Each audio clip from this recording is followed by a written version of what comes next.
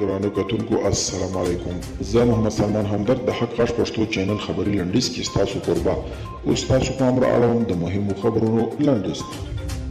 افغان حکومت د اروپایي ټولنې ناټو او امریکا د وروستۍ اعلامیې هرکلی کړی دی. د بهرنیو چارو وزارت له لوري په خپره شوې اعلامیه کې راغلي دي. دغه اعلامیه په ډاګه کوي چې نړیواله ټولنه د افغانانو تر څنګ ولاړه ده او طالبان ته پکار ده چې ژر تر ژره سوله وکړي. وال سټریټ جورنال د خپل باوري سرچینو په حواله لیکلي امریکا غواړي په سیمه کې په افغانستان کې د وضعیت د څارلو پر طالبانو د فشار راوستلو او افغان حکومت نه ملاتړ په موخه خپل سرتیري الوتکې او ډرون ځای پر ځای کړي. د بهرنیو چارو وزیر هادي فاطمه او د عدلیې وزیر فضل احمد معنوي د جرمونو د نړیوالې مکمله څارنوالۍ فاتو بن سودا سره لیدلي.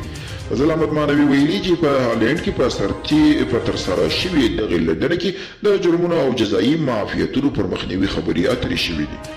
او طالبانو مشر ملا هیبت الله اخوندزاده د اختر په مناسبت خپاره شوي پیغام کې دا هم ویلي چې دوی ټول افغان ملت ته ډاډ ورکوي چې د بهرنیو ځواکونو تر وتلو وروسته به یو داسې افغان شموله نظام رامنځته کوي چې ټول قومونه به پکې د خپل استعداد پر بنسټ خپل ځانونه وویني.